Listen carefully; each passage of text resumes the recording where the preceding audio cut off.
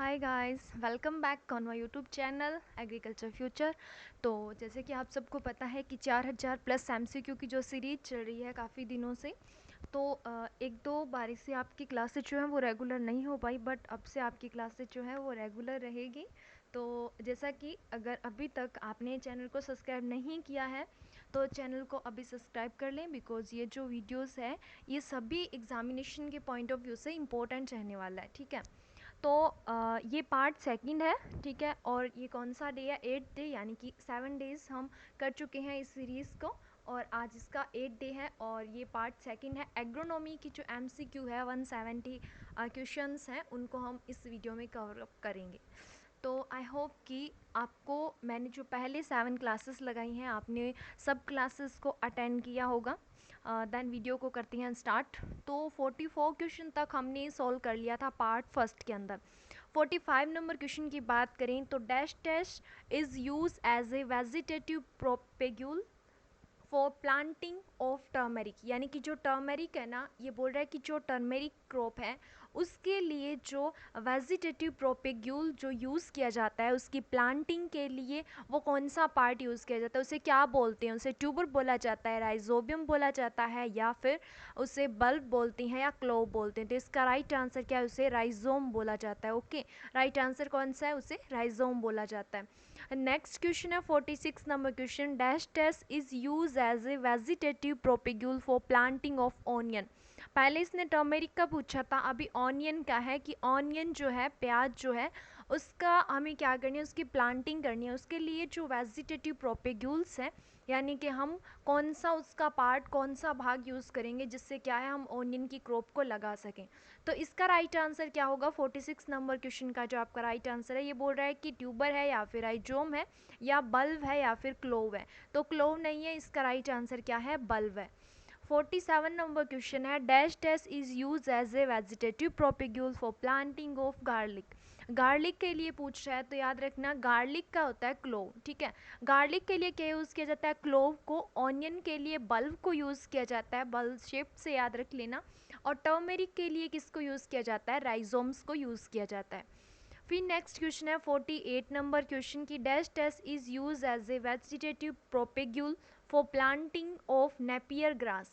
यानी कि जो नेपियर ग्रास है उसकी प्लांटिंग के लिए नेपियर ग्रास का कौन सा पार्ट यूज़ किया जाता है और उसे क्या बोलते हैं? तो कौन सा पार्ट? रूटेड स्लिप्स जो होती हैं उनका यूज़ किया जाता है। ठीक है, 49 नंबर क्वेश्चन है, dash dash is use as a vegetative propagule for planting of sugar cane. Sugar cane के लिए जो प्लांटिंग मटेरियल हम यूज़ करते हैं, यानी कि शुगर केन की क्रॉप को ग्रो करने के लिए एज ए सीड हम जिस चीज़ का यूज़ करते हैं ना, ये बोल रहा है कि उसे क्या बोलते हैं? उसे क्या बोला जाता है? उसे सेट्स बोलते हैं ना, गन्ने की पोरी, या फिर सेट्स बोला जाता है। नेक्स्ट क्वेश्चन 50 नंबर क्वेश्चन है, dash dash is use as a vegetative propagule for planting of pointed gourd. जो पॉइंटेड गार्ड है ना, उसके प्लांटिंग के लिए कौन सा वेजिटेटिव प्रोपेग्यूल यूज में लिया जाता है? तो राइट आंसर कौन सा है? Root cutting. ठीक है, सी नंबर इसका राइट आंसर है। 51 नंबर क्वेश्चन है, dash dash is use as a vegetative propagule for planting of sweet potato. यानी कि स्वीट पोटैटो के लिए कौन सा जो प्लांटिंग इसका पार्ट है वो यूज़ किया जाता है, उसे हम क्या बोलते हैं? तो क्या है इसका राइट आंसर? विनसेट्स। ठीक है, और 52 नंबर क्वेश्चन की बात करें तो dash dash is method of sowing is suitable for tobacco. ये बोला जो तंबाकू है या फिर जो टोबैको है उसकी सोविंग के लिए बेस्ट या सुटेबल मेथड कौन सा है? ठीक है, उसकी सोविंग के लिए कौन सा? ट्रांसप्लांटिंग। ट्रांसप्लांटिंग मेथड के अंदर क्या होता है कि पहले तो सभी मेथड्स देख लो। ड्रिलिंग होता है, इसमें क्या होता है, जो सीड ड्रिल मशीन होती है ना उसकी हेल्प से क्या करते हैं, सीड को सोन किया जाता है फील्ड के अंदर।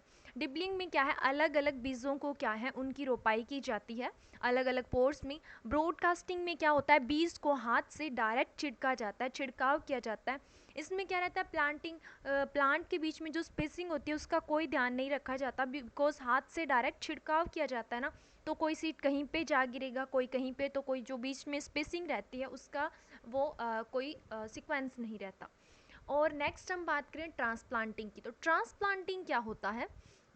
ट्रांसप्लांटिंग में ये रहता है कि पहले हम कोई भी जो फील्ड है उसका एक छोटा सा टुकड़ा हम नर्सरी के लिए ले लेंगे, जहाँ पे क्या करेंगे हम यहाँ पे इकट्ठे प्लांट्स लगा लेंगे। जैसे हमने टोबैको के लगाने हैं तो यहाँ पे क्या करेंगे, बिल्कुल पास पास में प्लांट्स को लगाया जाता है, ठीक है। तो इनके लिए अलग अलग एरिया रिक्वायर रहता है, तो वहाँ पे क्या करते हैं हम थोड़े से पार्ट के अंदर इसे लगा लेंगे, बहुत पास पास में होंगे यहाँ पे ये प्लांट्स। और जैसे ही ये एक सुटेबल टाइम पे इनकी ग्रोथ कुछ हो जाती है, कुछ दिन के हो जाते हैं, अलग अलग डेज होते हैं, तो उस टाइम हम क्या करेंगे, जब ये ट्रांसप्लांटिंग के लायक हो जाएंगे, यानी कि इन्हें हम मेन फील्ड के अंदर उतार सकें, और एक जो हमारी मेंटेन एक स्पेसिंग रहती है कि प्लांट से प्लांट इतनी दूरी रहनी चाहिए और रो से रो की इतनी दूरी रहनी चाहिए, उतनी दूरी पे हम क्या करेंगे, इसे लगा देंगे, ठीक है। तो ये वाला मेथड हम क्या करेंगे, अप्लाई करेंगे, उसे बोलते हैं ट्रांसप्लांटिंग। पहले थोड़ी सी जगह पे इसे लगाया जाता है, फिर क्या किया जाता है, ट्रांसप्लांट किया जाता है, मेन फील्ड के अंदर इसकी जो प्लांटिंग है उसे की जाती है, ठीक है। तो नेक्स्ट क्वेश्चन की बात करें 53 नंबर की, अंडर रैनफेड कंडीशन, जो रैनफेड कंडीशन है उसके अंडर में dash dash plant population will depleted soil moisture before maturity, ठीक है। तो इसका राइट आंसर क्या है, हाई होगी जो प्लांट पॉपुलेशन है, ठीक है। और उसके बाद में 54 नंबर क्वेश्चन है, dash dash means shape of the land available in individual plant to grow, ठीक है। यानी कि ये पूछ रहा है, इसने टर्मिनोलॉजी पूछी है कि जो यानी कि shape of the land available, यानी कि लैंड का वो पार्ट जो कि एक इंडिविजुअल प्लांट को ग्रोथ करने के लिए जो चाहिए होती है, उसे अपनी जगह जो चाहिए होती है एक अकेले प्लांट को ग्रो करने के लिए, उसे हम क्या बोलते हैं। तो इसका राइट आंसर क्या है, ए नंबर, प्लांट पॉपुलेशन बोला जाता है। नहीं, 54 नंबर क्वेश्चन है, सॉरी, इसे क्या बोलते हैं, क्रॉप जियोमेट्री बोला जाता है, ठीक है। प्लांट पॉपुलेशन जो टोटल हमारे फील्ड के अंदर जितने प्लांट्स लगे हुए हैं वो होगा कि हमारे फील्ड के अंदर मान लो कि 50,000 है 1 हेक्टेयर के अंदर, तो वो क्या होती है, वो होती है प्लांट पॉपुलेशन, ठीक है, कि प्लांट्स की पॉपुलेशन कितनी है, जनसंख्या कितनी है। नेक्स्ट क्वेश्चन है 55 number question, random geometry is observe under dash dash method of sowing. तो रैंडम जियोमेट्री है वो कौन से सोविंग के कौन से मेथड के अंदर ऑब्जर्व की जाती है। तो इसका राइट आंसर कौन सा है, ब्रॉडकास्टिंग। और जैसे कि आपको मैंने बताया था कि ब्रॉडकास्टिंग क्या होती है, इसमें ना बीज को डायरेक्ट हाथ से छिड़काव किया जाता है।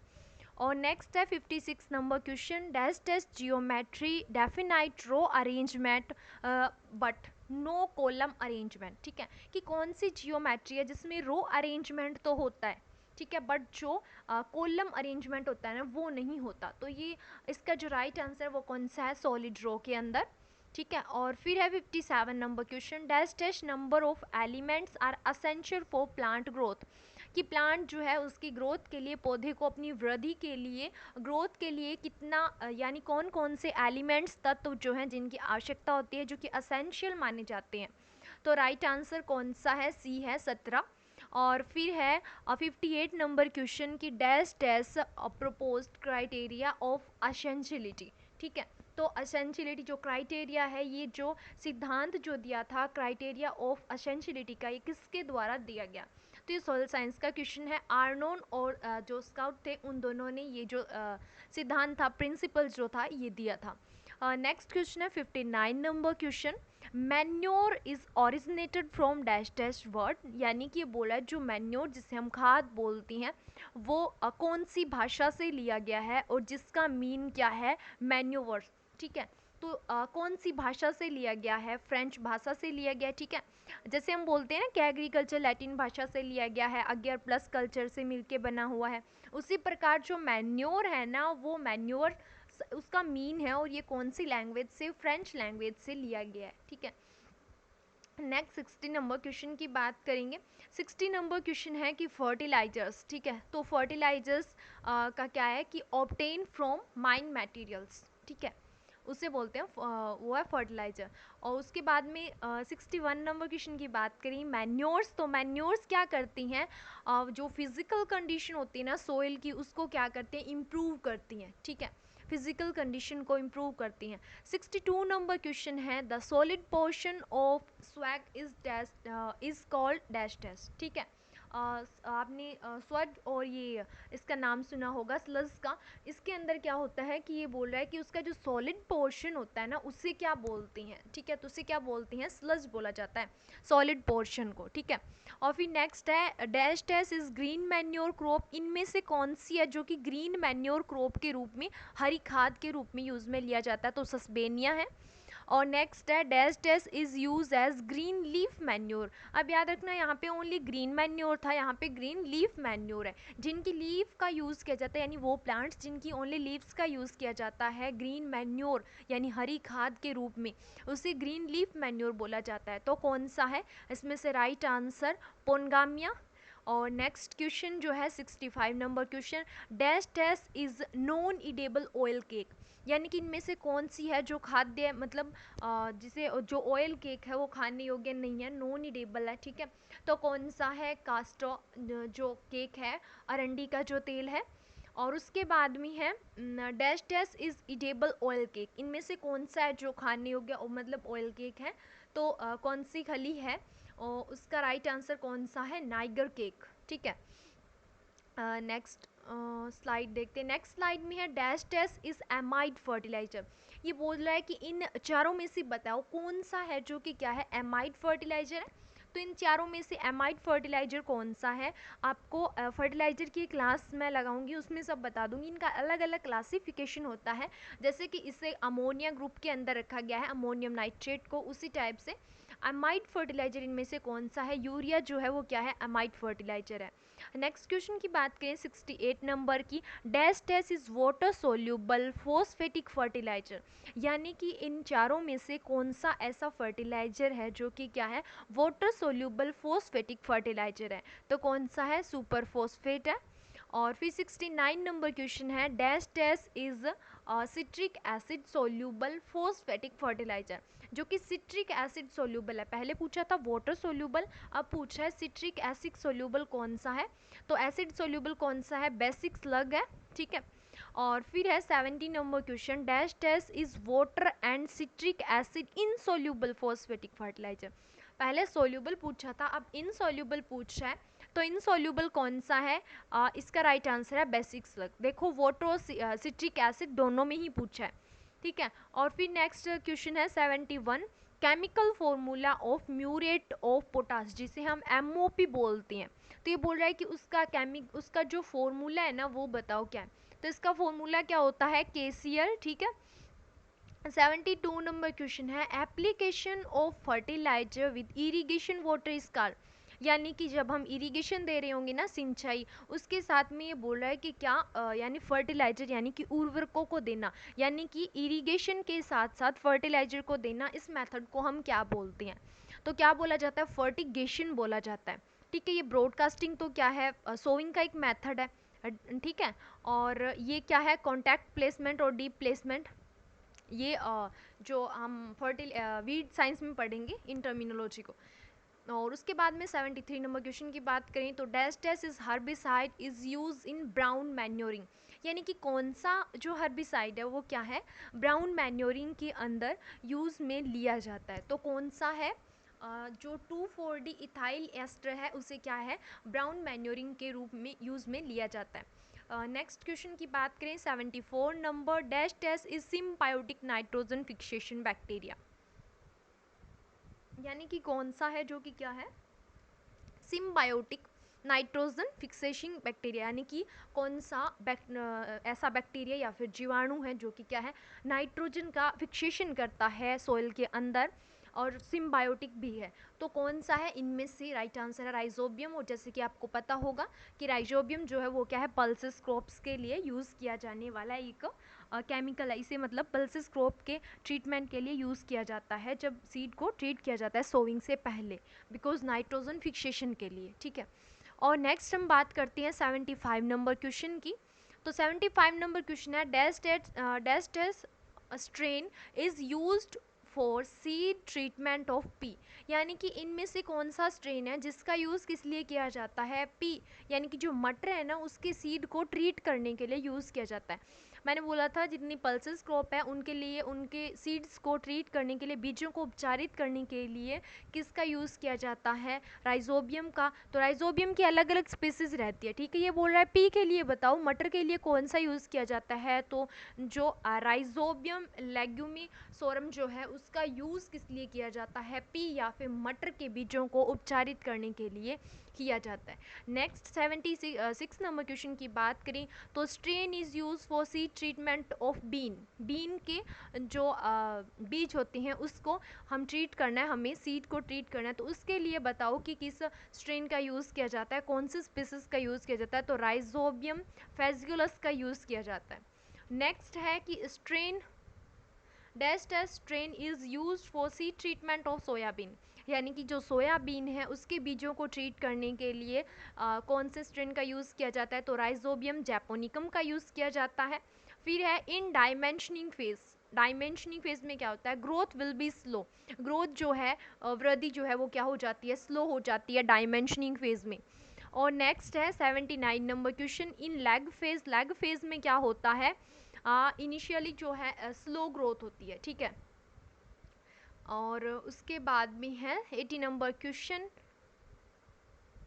80 नंबर क्वेश्चन है इन एक्सपोनेंशियल फेज जो हमारी होती है उस फेज के अंदर पूछ रहा है कि क्या होता है, तो रैपिड पीरियड ऑफ ग्रोथ होती है उसके अंदर। और स्टेशनरी फेज के अंदर क्या होता है, फाइनली ग्रोथ जो है वो हमारी रुक जाती है, ठीक है, स्टे हो जाती है एक जगह पे। और फिर है dash test was given the term crop growth rate, ये क्रॉप ग्रोथ रेट जो टर्म है ये किसके द्वारा मतलब दी गई थी, कौन से साइंटिस्ट के द्वारा, तो वॉटसन जो थे उनके द्वारा दी गई थी। और फिर नेक्स्ट क्वेश्चन है dash test coin the term relative growth rate, relative growth rate जो है वो किसके द्वारा दी गई थी, ब्लैकमैन के द्वारा।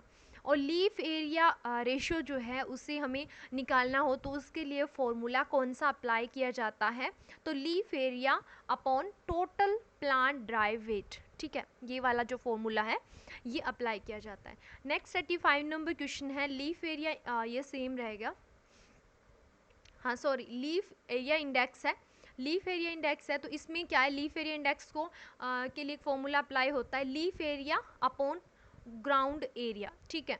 और उसके बाद में 86 नंबर क्वेश्चन है plants produce new tissues and structures through out their life from, जो प्लांट्स है वो क्या करते हैं, न्यू टिश्यूज और स्ट्रक्चर्स को क्या करते हैं, जनरेट करते हैं, प्रोड्यूस करते हैं, कौन सी फॉर्म के अंदर करते हैं, तो मेरिस्टेम। और नेक्स्ट है कि root is emerge from, root emerge होती है किस से, रेडिकल से। और शूट जो होती है वो किससे होती है, प्लूमोल से, ठीक है।